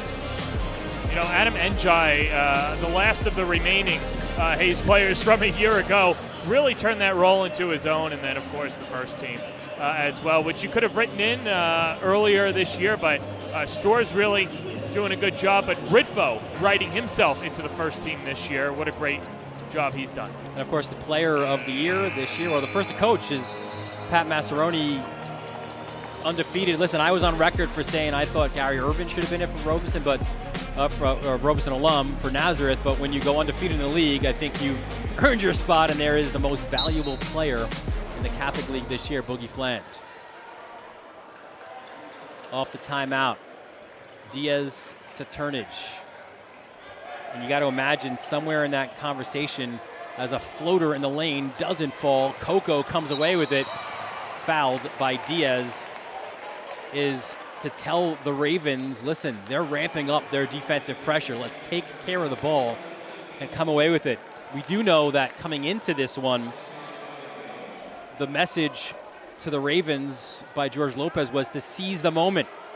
As we alluded to, he said, listen, this moment doesn't come around every year, but we've got here this year, and it's a perfect opportunity to seize that moment and win a championship. Storrs, the rebounds. Here's Turnage, up to White. Stepinac's got to start thinking about fouling or trapping. Storrs, doubled, gets it. That's a big man's 2 points right there. Just too strong now for Storrs, trying to put the nail in the coffin. 15 for Storrs. As Flan knocks in that three, and a quick timeout by Massaroni, and Stepinac not out of the woods yet, but they've got their work cut out for them. No more fouls to give. That'll put St. Raymond on the free throw line, and have not seen Boogie Flan turn it up quite yet. Not to say he can't do it in the final minute and 3 seconds. Yeah, 17 now for Boogie. We take a look at the intersection, and you see there the NY1 in the top left, NY2. That's obviously these two games here. So the winner of this one, if it's staying the way it is, it'll be St. Ray's on that side against the winner of Xaveri and Iona. Nazareth, we do know, will play the winner of Molloy Scanlon on the top. St. Peter's, Christ the King against the loser of this one. How about that matchup, perhaps? Maybe Stepinac, Christ the King in a second-round game. And then in the bottom left, or bottom right, St. Francis Prep against either Holy Cross or Cardinal Hayes. As we mentioned before, those games Wednesday and Thursday. Xaveri and Iona, as well as Christ the King, and the loser of this game, that's Wednesday at St. Francis Prep, and then Thursday at Stepinac will be the other two matchups. Yeah, no, should be a fun one, and don't sleep on St. Peter's either. The Eagles against Christ the King, and by the way, St. Francis Prep, they win last night. Then they're going to either have to face their rivals in Holy Cross or Cardinal Hayes, the dark horse. Yeah, I don't know if anybody, they're so unpredictable as a traveling violation called against CHSAA. They're such a dangerous team, Hayes. We maybe saw them on their best day, that overtime win at Christ the King, and they can go out and score 39 points maybe on their worst day. This not one of the better days, certainly for Stepinac, as Ritvo was fouled inside. And Braylon Ritvo will go to the line. Not only has Ritvo played his way onto that first team this year, but he's also earned himself a Division I scholarship at Quinnipiac. Misses the first. We invite you to stick around with us post-game for the awards ceremony, and we'll have a player interview. We'll at least endeavor to get a player interview as well. I think Ravens Nation, if this continues, will swarm the court. Swarming Diaz in the corner were two defenders, and George Lopez calls a 30-second timeout. Well, that's just to set up his offense. Let his team know that either a foul or trap is coming. Don't make an errant pass and get them all caught up with how many timeouts they have left. They've got 2 timeouts left, St. Raymond. So no need to panic if you do get trapped or a tie-up situation. And then for Stepinac, same thing with Massaroni. They got 1 timeout left. Foul puts St. Raymond on the free throw line and 49.1 seconds left. You have to go way back in their schedule for their last loss. And that was to St. Rose of New Jersey in the Jordan Holiday Classic. That goes back to December 29th. And that was 3 consecutive losses. They lost their last 2 games at the City of Palms, by the way, to a Mount Verde team that is, number 1 in the country, and IMG Academy as well. So no harm in those, as the quick leak out to White, and he's fouled by Ritvo. And just after those 3 losses, it was Iona Prep, right? So the rivalry game, and Massaroni liked the response there. We saw them then after that win at St. Ray's, and to this point, they have not lost since. Well, a little bit of a wake-up call, but it's no cause for panic either for Stepinac. Yes, you do want to win the number 1 seed in the Archdiocesan, but we saw them get blown out last year by Hayes, and they were fine. 100%.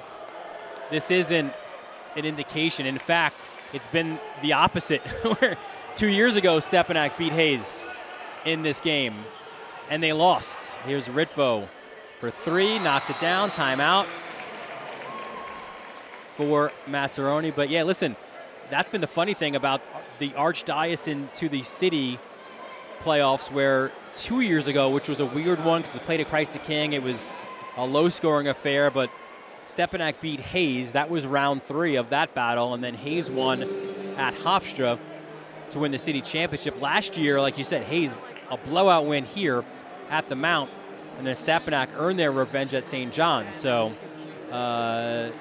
not an indication of how we expect things to go in the postseason. No, 100%. And you know what? It wouldn't surprise me if Nazareth is in the final, city final this year. And I know that they've surprised a lot of people in the way that they showed up last night.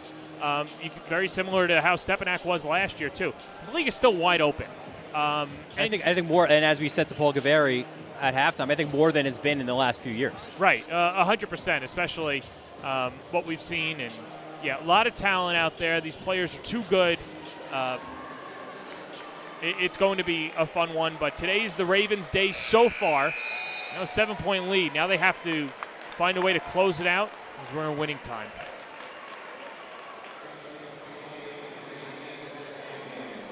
It'll be White to inbound underneath.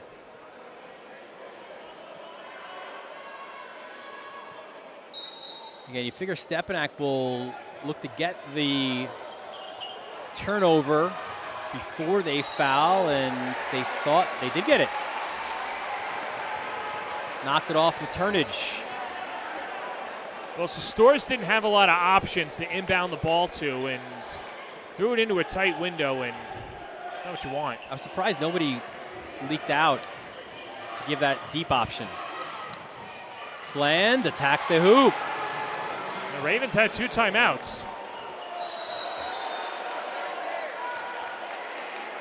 53-48, a conversation among the officials. It's going to be if it's a delay game on Fland. Fland pleading his case. I'm not sure if we have anything there, but... Well, George Lopez and Brandon Storrs had put that sign up, like that T, to say they were calling a timeout, or maybe they were looking for a technical foul. Let's see. Fland.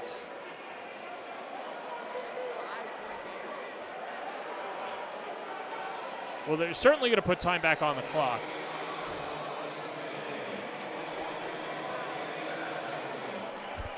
Hey. Well, off the inbound, it's White finding Turnage, and he was fouled.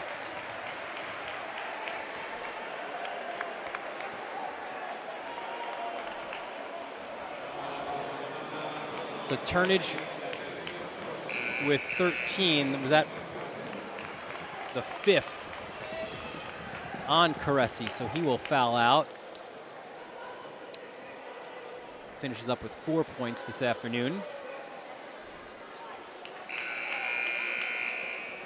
A year ago, St. Ray's went 10-16. They lost to Bishop Loughlin by 10 in the first round of the intersectional playoffs, and that was George Lopez's first losing season. But he was optimistic. It wasn't time to burn it down and rebuild. He knew that he had a young team. He knew he had the horses to maybe make some noise this year. And you know what? Pat Massaroni thought the same thing.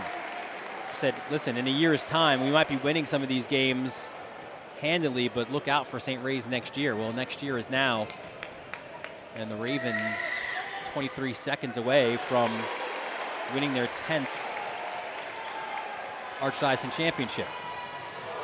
Dylan, only 2 seniors on the roster for St. Ray's. Fland misses the 3. And now the Ravens starting to feel it. The celebration is a little bit on their bench. Myron Hickman, who won this as a player, he's an assistant coach now, going down his own bench. To slap hands with his players, and Ravens Nation chanting goodbye, but also getting on the court a little bit. And you know what? Here's one thing. This could, I don't think they're going to do it, but it could potentially be a technical foul against the Ravens here if their own fans are on the court. As a lot of the Stepinac faithful finding their way or making their way to the exits. Cisse doesn't get the first one to drop.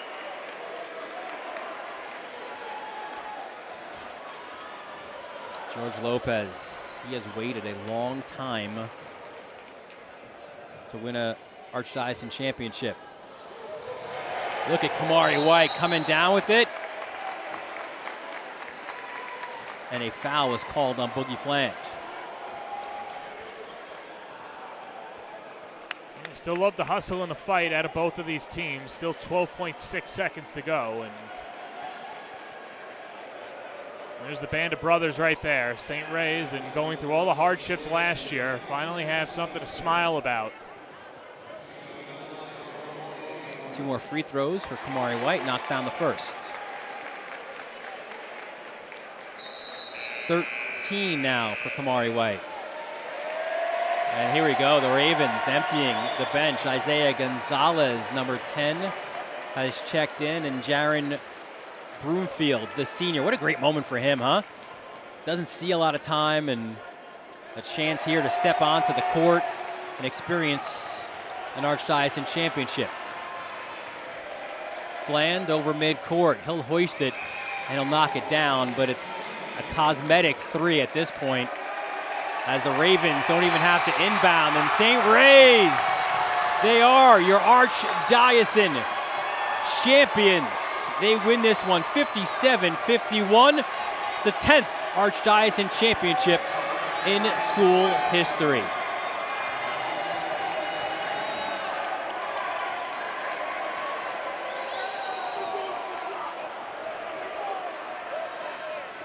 Well, today's the day of the Ravens, and a fantastic effort in the second half really catapulted them to victory. Dylan, it's tough to beat a good team 3 times in a year, and for St. Ray's, they had this circled on their schedule after their last loss to Stepinac. I'm sure they felt some sort of embarrassment. A lot of pride was on the line, ego checks.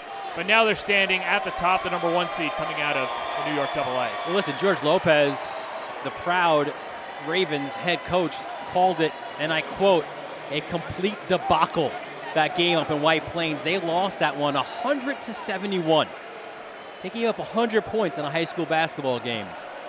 And that came after a home loss, which was a tight one that he wasn't happy with either. I got to imagine, listen, coaches will always find things to find things wrong in a game. I got to imagine, though, George today and tonight and will be very happy with his team's performance. Yeah, not a lot wrong in the second half for sure. I think this was a big growth moment for St. Ray's, a team that might not have battled adversity as well in the past. They got punched in the mouth early on, but they never quit. And they kept going and kept fighting back at Stepinac, created their opportunities, and now they are the kings of the New York Archdiocesan. We'll have an awards presentation momentarily, and then we will endeavor to get one of the Ravens here.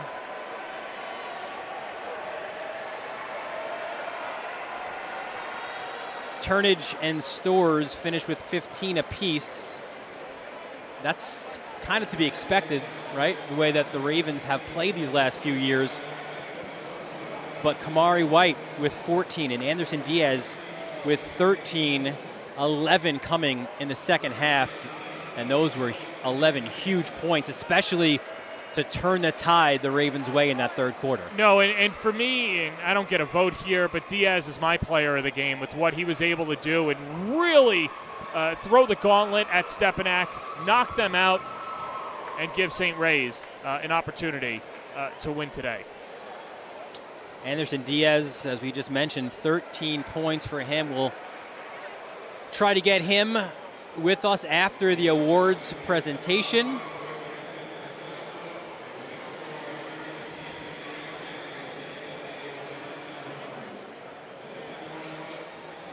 Again, first Archdiocesan championship since 2013 for the Ravens.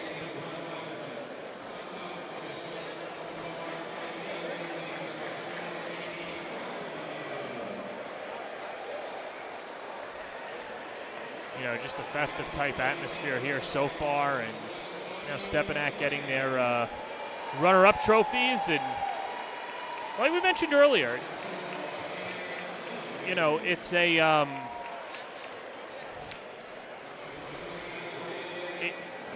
it's a moment for Stepinac that, yes, they want to win this game, but it doesn't mean that they don't have an opportunity to win the city championship, a lot of this is for seeding, but seeing some of the long faces on that Stepinac side, that this was more than just a seeding formality. And to that point, John, listen, I think a loss in late February could do you wonders in March, especially with the run that this team has been on, 16 consecutive wins. Not to say they were feeling themselves coming into this one, and certainly not overlooking a St. Ray's team that they knew they would have a battle with today. But this could be good. I think it'll be pretty good for Stepinac to go back to practice, whether it's tomorrow or Monday, and we'll see what these Crusaders have in the intersectional playoffs. Listen, the last time they lost, we mentioned, right, you go back December 29th, and they won 16 straight games since that point. So not the worst thing right now for Stepinac. No, not the worst thing in the world at all. And, you're right. What it does is it helps you build momentum, reset, recalibrate. And for Massaroni, I'm sure, like you said, he's a very methodical guy. He knows the positives, the negatives of his team. But now a chance to really hone it in, get everybody on one straight and narrow in hopes of winning a city title. Stepinac falls to 22-4. And you see somewhere over there the Ravens getting ready to get their plaques as well before the big trophy is awarded. And we'll start with Kamari White, but good ovations all around by St. Raymond, and the Ravens' Nest really traveling. Not that far of a commute, staying in Borough, but I have a feeling that the Ravens fans would have traveled anywhere for this game. For Stepinac, it was Boogie Flan to lead the way, but if there was ever a quiet 22 points, it was the 22 that Boogie scored tonight. Ritfo with 11, and then that's it really beyond that. The only two double-figure scores for Stepinac, and for St. Ray's, we mentioned before, Turnage and Stores with 15 points apiece. Kamari White with 14, and then 13 for Diaz. And you know what? You add up all those points, you come up with 57. That was 4 guys accounted for all of the Ravens scoring here this afternoon.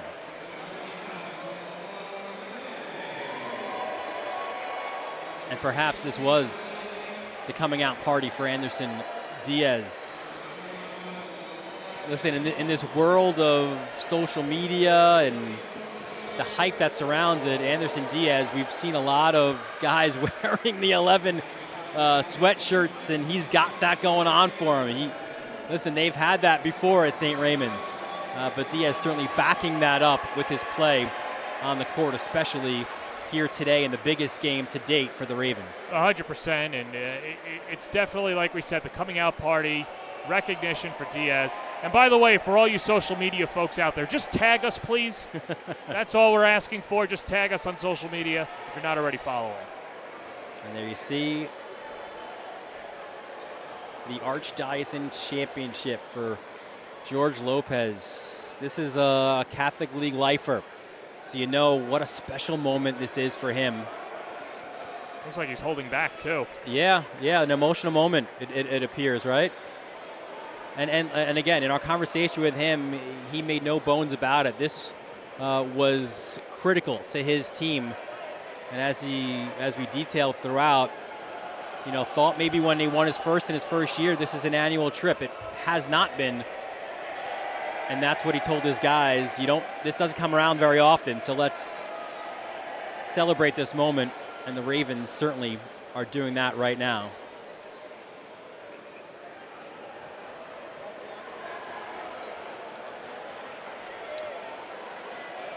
And there you see next to George Myron Hickman, a terrific guard, city championship winning guard as well. It's important to have those guys on your staff as well, right? Guys who have been through those wars, and I feel like, and we mentioned it earlier this year too, a lot of schools in this league have that great connection to their past, and I think St. Ray's maybe has that more than maybe some others, and these Ravens, these current Ravens, not getting George Lopez to dance a little bit here. Well, he knows that the big one is still out there, and while this is nice and it's a huge weight off his shoulders, the work is not done for St. Raymond. Yeah, they will go into the intersectional playoffs as the top seed out of the Archdiocesan, which gives them, they already earned the double bye. They would have had it as the 2, but they go to the top of that bracket to face the winner of Zavarian and Iona Prep. As we hear that Anderson Diaz will make his way to the table. And now the brackets are set with these final 2 spots accounted for. As we have Anderson Diaz making his way to the microphone now. And what a performance by Anderson Diaz and the Ravens here this afternoon.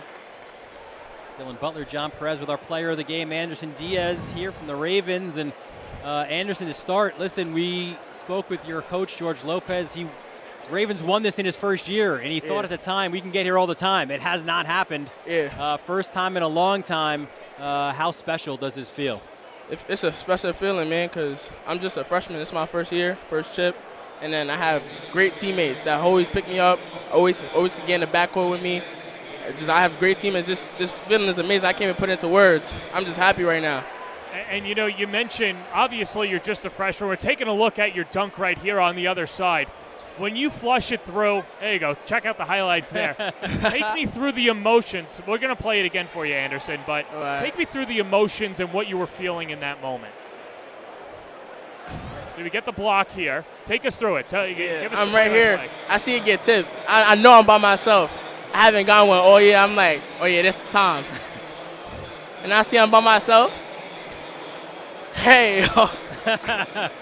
When that dunk goes through, what's the level of confidence that you guys are going to come out of this victorious? So it just went up. Because every time, if I dunk it, mind you, I'm still short, but I could get up there.